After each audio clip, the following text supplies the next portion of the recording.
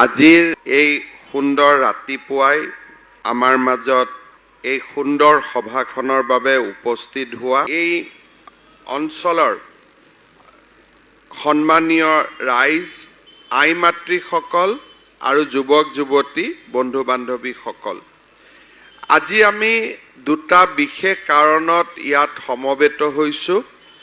প্ৰথম কাৰণটো হ'ল যে গুৱাহাটীৰ চাইকেল ফেক্টৰীৰ পৰা লাল গণেশলৈ গড়ভঙা পথৰ ওপৰত আমি এখন উৰণ সেতু নিৰ্মাণৰ আজি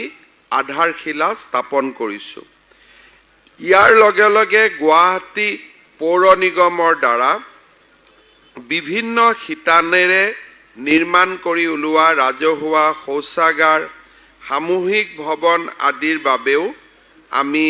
অনুদান আৰু উদ্বোধন কৰাৰ আজি ইয়াত আমি সমবেত হৈছো সম্প্ৰতি গুৱাহাটীৰ মহানগৰীৰ প্ৰায়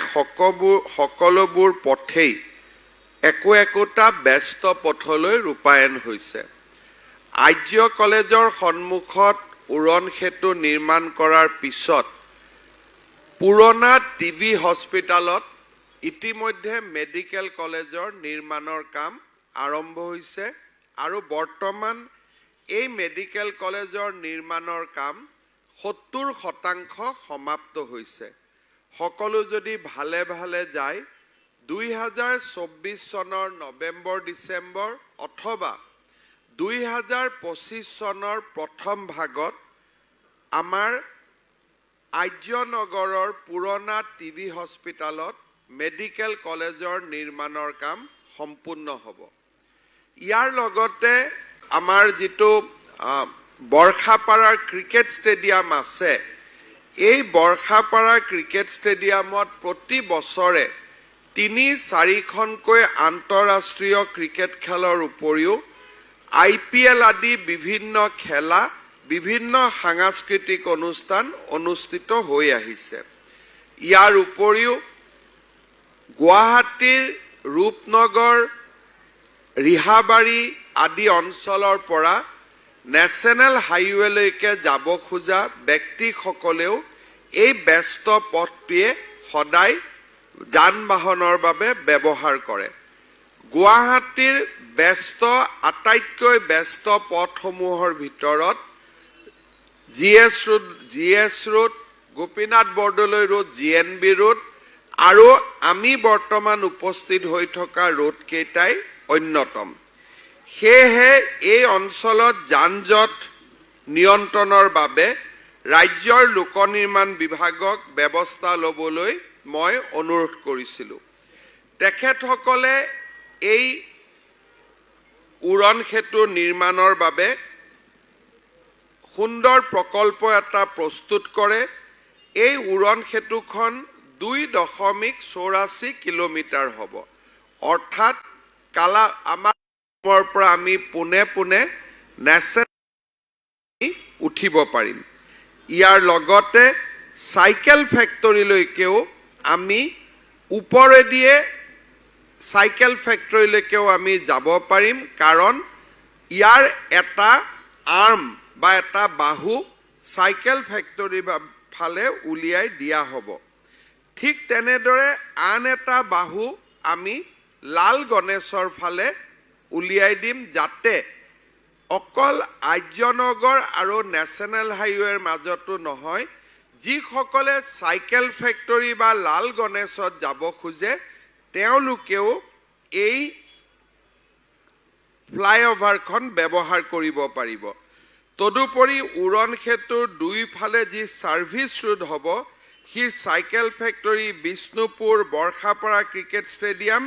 আৰু লাল গণেশ মাৰ্কেটৰ গুৰুত্বপূৰ্ণ জংচনসমূহৰ মাজেদি কোনো ধৰণৰ বাধা নোহোৱাকৈ যাতায়াত কৰিব পাৰিব পথৰ দুইফালে RCC ড্ৰেইন নিৰ্মাণ হ'ব এই উৰণ সেতুখনৰ নিবিদাৰ পিছত আমি প্ৰথমতে প্ৰায় 423 কোটি মান টকা ইয়াৰ ব্যয় হ'ব বুলি অনুমান কৰিছিলো কিন্তু নিবিদাৰ পিছত ইয়াৰ খৰচ 376 কোটি টকালৈকে হ্ৰাস পায় আমি আশা কৰিছো যে 2 বছৰ বা 2 বছৰ 6 মাহৰ ভিতৰত মোটামুটি 3 বছৰ হ'ব নালাগে 3 বছৰতকৈ কম সময়ৰ ভিতৰত এই উৰণ সেতুখন আমি নিৰ্মাণ সম্পূৰ্ণ কৰিম আৰু সেই ধৰণে লোক নিৰ্মাণ বিভাগক কামত আগবাঢ়ি যাবৰ বাবে মই আহ্বান জনাম গুৱাহাটী পৌৰ নিগমে গুৱাহাটীৰ বিভিন্ন সমস্যা সমাধানৰ বাবে নিৰন্তৰ প্ৰচেষ্টা কৰি আহিছে পুৰুষ মহিলা দিব্যাংগ লোকসকলৰ সুবিধা হোৱাকৈ গুৱাহাটীৰ প্ৰতিটো ৱাৰ্ডতে একোটা 19,83,000 টকা কৰি ব্যয় কৰি শৌচাগাৰ নিৰ্মাণ কৰা হৈছিল আজি আমি 4,74,00,000 টকা ব্যয়েৰে ইয়াৰ 24টা শৌচাগাৰ আমি মুকলি কৰিছো সমান্তৰালভাৱে গুৱাহাটীৰ 19 স্থানত আমি শ্মশান আৰু কবৰস্থান নিৰ্মাণৰ বাবে পদক্ষেপ লৈছো ইয়াৰ প্ৰথম পৰ্যায়ত নিৰ্মাণ কাৰ্য সম্পূৰ্ণ হোৱা 17খন শ্মশান আৰু 2খন কবৰস্থান আজি ৰাইজৰ সেৱাত মুকলি কৰা হৈছে এই প্ৰকল্পৰ বাবেও প্ৰতিটো শ্মশান আৰু কবৰস্থানত 19,80,000 টকাকৈ দিয়া হৈছিল আৰু আজি এই অনুষ্ঠান কেইটিৰ বাবে 3.76 কোটি টকা ব্যয় কৰা হৈছে সমান্তৰালভাৱে গুৱাহাটীৰ 61টা স্থানত আমি সামূহিক ভৱন বা কমিউনিটি ভৱন নিৰ্মাণৰ পদক্ষেপ লৈছিলো আজি তাৰে আমি 31টা ভৱন আমি উদ্বোধন কৰিছো ইয়াৰ বাবেও 6,14,00,000 টকা ব্যয় কৰা হৈছে মই গুৱাহাটী পৌৰ নিগমক এই মহান কামৰ বাবেও ধন্যবাদ আৰু কৃতজ্ঞতা জনাইছো আৰু মই আশা কৰিছো যে যি ৱাৰ্ডত এই সম্পদসমূহ নিৰ্মাণ কৰা হৈছে তাৰ যাতে ৰক্ষণাবেক্ষণ কৰা হয় ভাল কৰি তাক যাতে কেয়াৰ কৰা হয় যাতে এই অনুষ্ঠানবিলাকে দীৰ্ঘদিনৰ বাবে আমাক সহায় কৰিব পাৰে আমাৰ সেৱা আগবঢ়াব পাৰে আজিৰ এই সুন্দৰ অনুষ্ঠানত মই গুৱাহাটীৰ তিনিওজন বিধায়ক সিদ্ধাৰ্থ ভট্টাচাৰ্য ডাঙৰীয়া অতুল বৰা ডাঙৰীয়া আৰু ৰমেন্দ্ৰ নাৰায়ণ কলিতা ডাঙৰীয়াক অভিনন্দন জনাইছো আৰু আমাৰ সকলোৰে সামূহিক প্ৰচেষ্টাত এই ধৰণে আমি মহানগৰৰ উন্নয়নৰ বাবে কাম কৰি যাম বুলি আমি প্ৰতিশ্ৰুতিবদ্ধ গুৱাহাটী পৌৰ নিগমৰ মেয়ৰ মৃগেন শৰণীয়া আৰু তেওঁৰ সতীৰ্থ পাৰিষদসকলকো মই ধন্যবাদ আৰু অভিনন্দন জনাইছো আপোনালোকে জানে যে গুৱাহাটীৰ কেন্দ্ৰ কৰি আমি হাতত লোৱা বিভিন্ন প্ৰকল্প যোৱা 3 বছৰত আমি উদ্বোধনৰ পৰ্যায়লৈ লৈ যাব পাৰিছো সুপাৰ মাৰ্কেটৰ ফ্লাইঅভাৰে হওক জু ৰোডৰ ফ্লাইঅভাৰে হওক মালিগাঁৱৰ ফ্লাইঅভাৰে হওক নিৰ্মাণ কাৰ্য সম্পূৰ্ণ হোৱাৰ পিছত গুৱাহাটীৰ যান বাহনৰ জঁট যথেষ্ট কমিছে আৰু ৰাইজে এই তিনিওখন ফ্লাইঅভাৰৰ পৰা যথেষ্ট উপকৃত হৈছে আজি আমাৰ এই অনুষ্ঠানত লোক নিৰ্মাণ বিভাগৰ বিষয়াসকল উপস্থিত আছে আমি সকলোৱে চেষ্টা কৰিছো যাতে 28 ফেব্ৰুৱাৰী তাৰিখে গুৱাহাটী উত্তৰ গুৱাহাটীৰ দলঙৰ যিটো এটা পাৰ্ট আছে অৰ্থাৎ ভূতনাথৰ পৰা আমি ডাইৰেক্টলি লাচিত ষ্টেচুত আমি ব্ৰহ্মপুত্ৰৰ ওপৰেদি উঠিব পাৰিম সেই অংশ আমি গুৱাহাটীৰ ৰাইজৰ বাবে মুকলি কৰি দিয়াৰ বাবে আমি প্ৰচেষ্টা কৰিছো এই কাম হৈ যোৱাৰ লগে লগে ভৰলুমুখৰ ট্ৰেফিক জাম সম্পূৰ্ণৰূপে নোহোৱা হ'ব কাৰণ যিসকলে বিমানবন্দৰ বা জালুকবাৰীৰ পৰা ফাঁচী বজাৰ আহিব তেওঁলোকে এতিয়াৰ পৰা ভৰলুমুখ কালিৰাম বৰুৱা স্কুলৰ বা সোণাৰাম স্কুলৰ ৰাস্তাটো ব্যৱহাৰ নকৰে তেওঁলোকে নদীৰ ওপৰেদি তেওঁলোকে নিজৰ গন্তব্যস্থানত উপস্থিত হ'ব আৰু যিসকলে পাণবজাৰৰ পৰা আহিব তেওঁলোকে ভৰলুমুখ পোৱাৰ লগে লগে ভূতনাথলৈকে ভৰলুৰ পৰা ভূতনাথলৈকে গোটেই অঞ্চলটো ওৱান ৱে হৈ যাব যাতে ধুনীয়াকৈ গাড়ী আমি পাৰ কৰাব পাৰোঁ মাত্ৰ শান্তিপুৰৰ পৰা ওলাই অহা ৰাইজৰ বাবেহে আমি যদি ফাঁচি বজাৰলৈকে যাব খোজো বৰ্তমানৰ ৰাস্তাটো আমি ব্যৱহাৰ কৰিম কিন্তু ভূতনাথ শ্মশানলৈকে যিমান গাড়ী আহিব তেওঁলোকে নদীৰ ওপৰেদি আহি পেলাই লাচিত ষ্টেচুত তেওঁলোকে গাড়ী অৱতৰণ কৰাব আপোনালোকে গলে দেখা পাব যে ইয়াৰ ফাইনেল টাচ এতিয়া দি থকা হৈছে আৰু মই বিশ্বাস কৰোঁ যে 28 ফেব্ৰুৱাৰীত আমি এই কাম সম্পূৰ্ণ কৰিব পাৰিম এই কাম সম্পূৰ্ণ হোৱাৰ লগে লগে আমাৰ ভৰলো মুখত ট্ৰেফিক কনজেশ্যন সম্পূৰ্ণৰূপে নোহোৱা হ'ব এই বছৰৰে নৱেম্বৰ ডিচেম্বৰ মাহত গুৱাহাটী উত্তৰ গুৱাহাটীলৈকে যোৱা দলংখনৰ বাকি চোৱা নিৰ্মাণৰ কামো সম্পূৰ্ণ হ'ব আৰু তেতিয়া আমি প্ৰধানমন্ত্ৰী ডাঙৰীয়াক আমন্ত্ৰণ কৰি এই পথছোৱাৰ আমি শুভাৰম্ভণি কৰিম আপোনালোকে জানে যে 4 তাৰিখে প্ৰধানমন্ত্ৰী নৰেন্দ্ৰ মোদী ডাঙৰীয়া গুৱাহাটীলৈ আহিব গুৱাহাটীৰ মেডিকেল কলেজক নতুন ৰূপ দিয়া গুৱাহাটী নেহেৰু ষ্টেডিয়ামক নতুন ৰূপ দিয়াকে আদি কৰি বহুতবোৰ প্ৰকল্পৰ তেখেতে শুভ উদ্বোধন কৰিব মই গুৱাহাটীবাসীৰ ৰাইজক অহা 4 তাৰিখে প্ৰধানমন্ত্ৰী নৰেন্দ্ৰ মোদী ডাঙৰীয়াৰ সুন্দৰ সভাখনত য'ত গুৱাহাটীৰ উন্নয়নৰ এটা নতুন সোণালী ইতিহাস অংকিত হ'ব সেই দিনটোত আপোনালোকক সকলোকে প্ৰধানমন্ত্ৰী ডাঙৰীয়াৰ সভা উপস্থিত থাকিবলৈ মই আপোনালোক সকলোকে অনুৰোধ জনাম ইয়াৰ লগে লগে আপোনালোকে দেখিছে যে আমাৰ চৰকাৰে দায়িত্ব লোৱাৰ পিছত প্ৰথমতে আমি মালিগাঁৱত অটল উদ্যান সম্পূৰ্ণ কৰিছিলোঁ তাৰ পিছত আমি হেঙেৰাবাৰীত অমৃত উদ্যানৰ নিৰ্মাণৰ কাম শেষ কৰিলোঁ নেহেৰু পাৰ্কখন আমি সুন্দৰকৈ বনালোঁ কেইদিনমান আগতে গৃহমন্ত্ৰী অমিত শ্বাহ ডাঙৰীয়াই পুৰণি ডিচি বাংলোত যি আমি ৰিভাৰ ফ্ৰণ্ট ডেভেলপ কৰিছিলোঁ তাকো তেওঁ নিৰ্মাণ সম্পূৰ্ণ কৰিছে আৰু উদ্বোধন কৰিছে প্ৰথমবাৰৰ বাবে গুৱাহাটীৰ মানুহে এতিয়া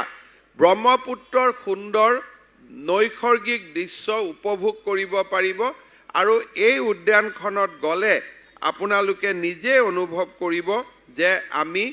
এটা কিমান ডাঙৰ লক্ষ্যত উপনীত হ'ব পাৰিছোঁ এতিয়া আমাৰ লক্ষ্য হ'ল যে সেই উদ্যানখন CGM কোৰ্টলৈকে লৈ আহি ৰোপৱেৰ লগত সংলগ্ন কৰা আৰু ইয়াৰ লগতে চানমাৰী ইৰিগেশ্যন আৰু জলসম্পদ বিভাগৰ যি মাটি আছে সেই মাটিত আৰু এখন নতুন উদ্যান নিৰ্মাণ কৰা যাতে গুৱাহাটীৰ নতুন প্ৰজন্মই আমাৰ মুকলি বতাহ বা পাৰ্কৰ অসুবিধা অনুভৱ কৰিব নালাগে আমি ইতিমধ্যে গুৱাহাটীত ট্ৰেফিক সিগনেল আমি স্মাৰ্ট সিটিৰ পৰা আমি আৰম্ভ কৰিছোঁ গুৱাহাটীত ইলেক্ট্ৰিক বাছ সেৱা আমি আৰম্ভ কৰিছোঁ আৰু 130খন ইলেক্ট্ৰিক বাছৰ আমি অৰ্ডাৰ দিছোঁ আমাৰ লক্ষ্য যে 2026 চন বা 25 চনৰ ভিতৰত গুৱাহাটীত যাতে ডিজেল আৰু পেট্ৰল দি চলা ASTC বাছবিলাক নোহোৱা হৈ যায় সিটি বাছবিলাক নোহোৱা হৈ যায় অকল ইলেক্ট্ৰিক ভেহিকল আৰু আমাৰ CNG গেছৰে পৰিচালিতহে যাতায়াত ব্যৱস্থা আমি লাভ কৰিব পাৰোঁ গুৱাহাটীৰ শংকৰদেৱ কলাক্ষেত্ৰ অশ্বক্লান্ত দেৱালয় আৰু উমানন্দটো লাইট এণ্ড সাউণ্ড শ্ব' আৰু সুন্দৰভাৱে ইয়াক সজাই পৰাই তোলাৰ ব্যৱস্থা কৰা হৈছে প্ৰকল্প জ্যোতিৰ জৰিয়তে প্ৰায় 20,000 হিতাধিকাৰীক ষ্ট্ৰীট লাইটৰ সুবিধা দিয়া হৈছে আৰু এই বছৰৰ ভিতৰতে আমি গুৱাহাটীত CCTV আঁচনি ৰূপায়ণৰ কামো আমি সম্পূৰ্ণ কৰিম মই ভাবোঁ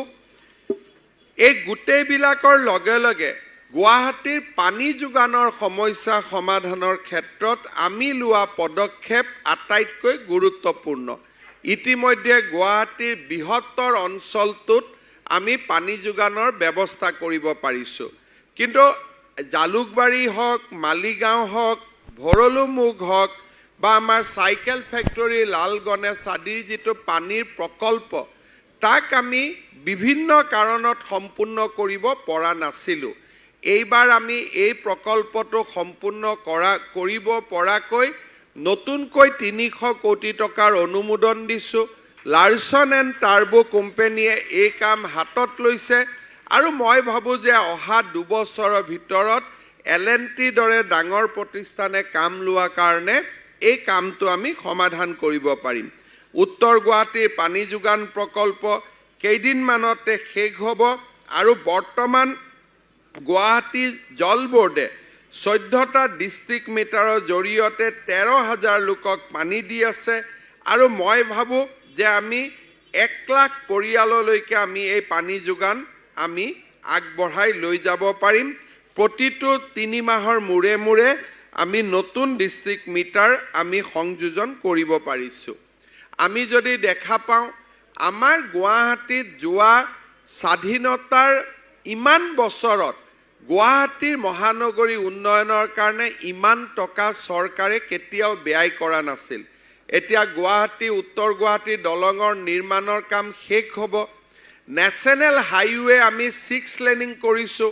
মাৰ্চৰ 15 তাৰিখৰ ভিতৰত তাৰো গোটেই কেইখন ফ্লাইঅভাৰ আৰু গোটেই ৰাস্তাটো আমি ৰাইজৰ কাৰণে উৎসৰ্গা কৰি দিম তাতো ট্ৰেফিক জাম সম্পূৰ্ণৰূপে নোহোৱা হ'ব ইয়াৰ সমান্তৰালভাৱে নাৰেংগী আৰু কুৰুৱাটো নতুন দলঙৰ কাম অহা 6 মাহৰ ভিতৰত আৰম্ভ হ'ব পলাশবাৰী আৰু শুৱালকুছি দলঙৰ নিৰ্মাণৰ কাম অহা 2 মাহৰ ভিতৰত আৰম্ভ হ'ব গুৱাহাটী মহানগৰীত যেটো ৰিং ৰোড এই ৰিং ৰোড এটা নিৰ্মাণৰ বাবেও আমি ব্যৱস্থা লৈছোঁ জালুকবাৰীৰ পৰা বাইহাটা চাৰিলিৰ পৰা বেজেৰা বেজেৰাৰ পৰা কুৰুৱা ব্ৰহ্মপুত্ৰৰ ওপৰেদি কুৰুৱাৰ পৰা জাগিৰোডৰ পৰা আকৌ নেশ্যনেল হাইৱে 6 লেনিং ৰাস্তাত আমি আহি অৱতীৰ্ণ হোৱা এটা ডাঙৰ ৰিং ৰোড এটা আমি বনাইছোঁ তাৰ ফলত গুৱাহাটীৰ ভিতৰত যি জনসংখ্যাৰ প্ৰেছাৰ আছে প্ৰতি বছৰে নতুনকৈ 50-60 হাজাৰ মানুহ ইয়াত সোমাই আহে বিভিন্ন স্থানত তেওঁলোকে থাকে ফলত পানীয়ে হওক লাইটে হওক ৰাস্তাই হওক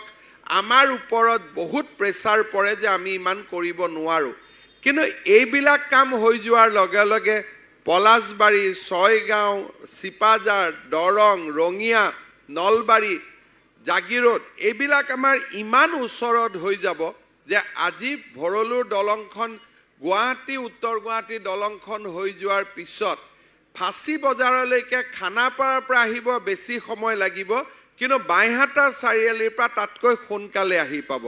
ইয়াৰ ফলত গুৱাহাটীত আমাৰ যেটো পপুলেশ্যনৰ যেটো প্ৰেছাৰ আছে সেই প্ৰেছাৰটো নোহোৱা হৈ যাব যান বাহনৰ ক্ষেত্ৰতো মই ভাবোঁ যে সাইকেল ফ্যাক্টৰী ফ্লাইঅভাৰখন হৈ যোৱাৰ পিছত আৰু জিএন বৰ্ডলৈ ৰূপত ফ্লাইঅভাৰখন হৈ যোৱাৰ পিছত গুৱাহাটীৰ যান বাহন অন্তত অহা 15-20 বছৰলৈকে আমি যথেষ্ট যানজট আমি হ্ৰাস কৰিব পাৰিম আজি এই দিনটোত আমি এই গোটেইবোৰ সেৱাৰ বিষয়ে গুৱাহাটী ৰাইজক উল্লেখ কৰাৰ লগতে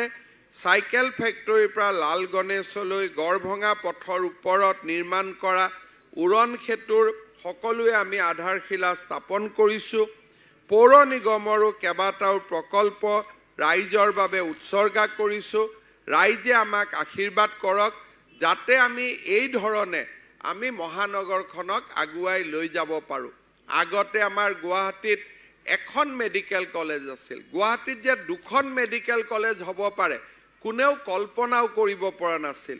আজি পুৰণা MMC হস্পিটালখন এতিয়া গলে আপোনালোকে দেখা পাব যে কি ধৰণে 9 মহলাৰ এখন নতুন সুপাৰ স্পেশালিটি হস্পিটাল হবৰ কাৰণে গৈ আছে এইবোৰ আগত আমি কল্পনাও কৰা নাছিলো আজি এই কামবিলাক বাস্তৱত ৰূপায়িত হৈছে গুৱাহাটীৰ ৰাইজৰ পৰা আমি আশীৰ্বাদ বিচাৰিছো এনেকৈ যাতে নিৰন্তৰভাৱে আপোনালোকৰ বাবে আমি কাম কৰি যাব পাৰো পুনৰ আপোনালোকক ধন্যবাদ জনাইছো আৰু আকৌ এবাৰ আপোনালোকক মোৰ খলাগ আৰু কৃতজ্ঞতা যাচি মই মোৰ বক্তব্যৰ সামৰণি মাৰিছো ধন্যবাদ